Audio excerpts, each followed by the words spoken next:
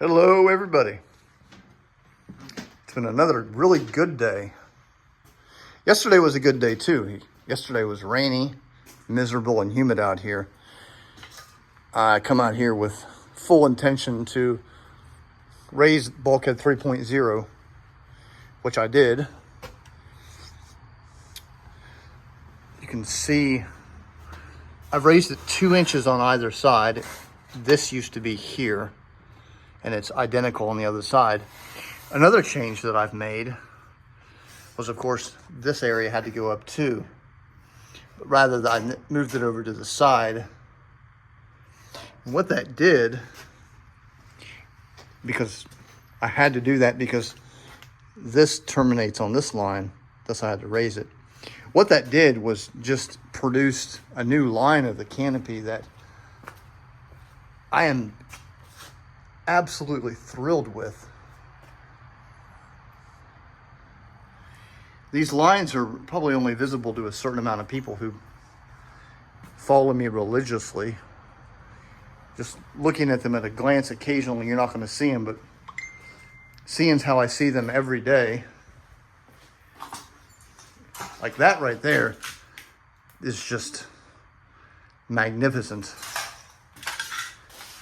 Just so strong. I love that area right there. And that'll sweep into the fuselage. So, since the bulkhead has been raised, that one is now a bit too low, but I can move the mount down. Of course, I'll do that when I get the bulkhead straightened out. By doing, I'm gonna have to, like I said on another video, I'm gonna have to bring this out, put some fuselage structure in here to give this some strength. But the good news is this guy right here, he's level with the altimeter, which is exactly where he needs to be.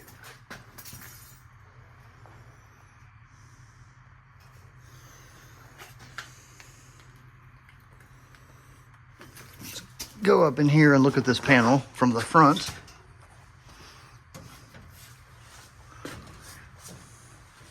What I've done today is I've made the shock mount bases for this panel. He's exactly where he needs to be. You can see this big space. That moves up just a hair. And those will be where they need to be. In the real aircraft, there's probably about a 3/8 of an inch space there. So we're right on target with that area. Let's go look at these mounts.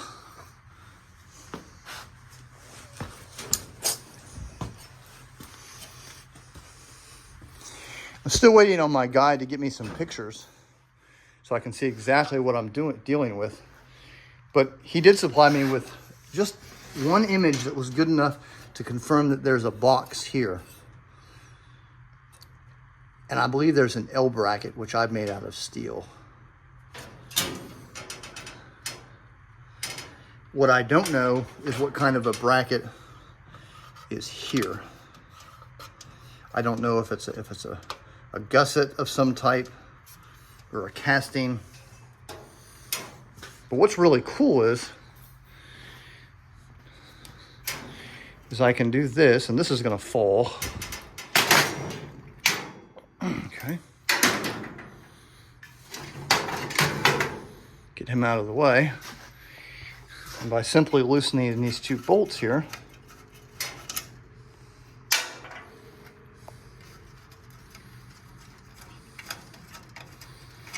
you can see my work.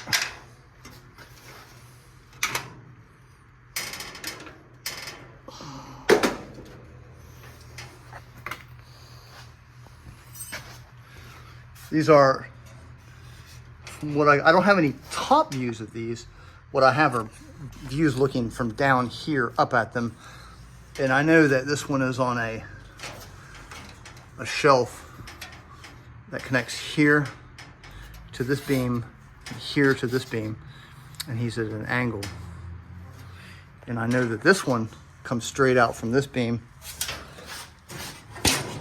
and he's got some kind of this structure like thing which allows for, I think, tools to be able to get in here or something, because the bottom of this is solid, so it doesn't allow for any part of these things. I think these things hold up to 12 pounds. The ones on the real aircraft are just basically rubber. They don't have this big housing. So this is incorrect, but at the same time, correct. I mean, they serve the same purpose. In that, these shelves would be a little bit higher, but you can't have everything, right? I took the free option.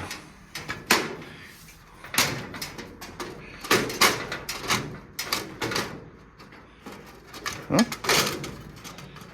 There we go. Not bad for one hand. I'm just going to leave that down because I can't operate a vice grip with one hand. Tomorrow I'm going to build the bracket that goes out, an L bracket, and then a shock mount will be here, and then it'll have something that goes out, and then it'll rivet here, and then on this one will be the quarter turns, and then down at the bottom there'll be 2 more quarter turns on this panel. So to access this, you would remove the 4 quarter turns, and then this panel will come out. There's something else too. I think there's a shock mount or 2. And then this guy's freestanding, and then he'll have this shock mount here, which you'll remove with the bolt here, which will free this area. Then that bolt, then that bolt.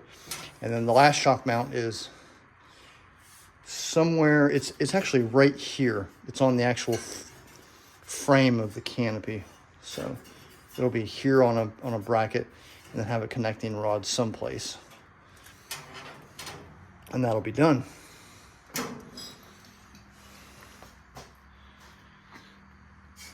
I believe the station is around 2 inches too low, which is phenomenal.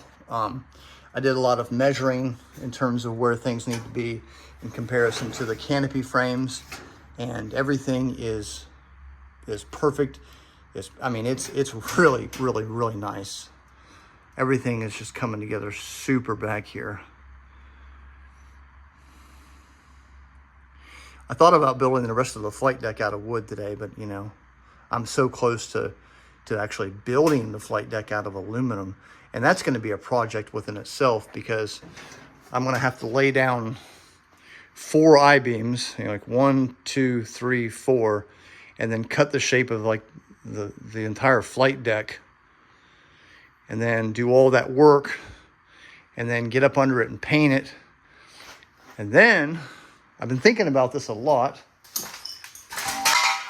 After I build the flight deck, then I'm going to have to jack this thing up and then slide the flight deck under it, and then set this back down, and then rivet like a madman all the way around. And then once the flight deck is installed, because it's going to be 8 inches, the I-beams are 8 inches, and then it's got 2 inches of deck, so that this thing is going to be sitting up 10 inches taller. And then there's your problem right there. So I'll have to take the dome out in order to clear the garage door. But I'm going to make a whole new, what do you call it? Thing that you push it around on, frame or whatever. Huh, silly me.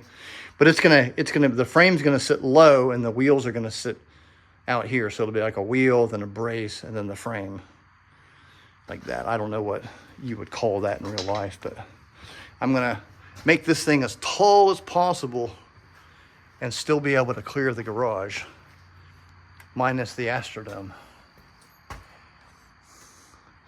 In a perfect world, I would start building the bottom over here, but we're not going to talk about that because y'all don't want to see that. I'm going to do another video covering this, but I'd like to hear what you guys think. The initial panel that I made, I'm going to finish it, and although it's not perfectly accurate, it's going to look good, and I hate to throw it away. So me being an eBayer, I think I'm going to put it on eBay. You know, I might autograph it or whatever.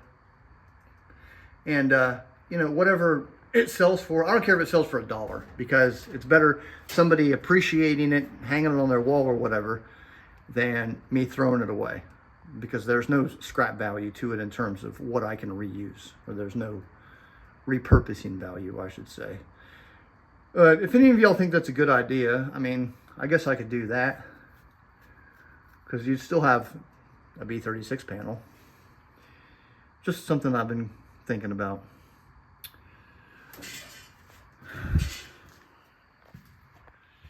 That's a long video. I'll see y'all next time.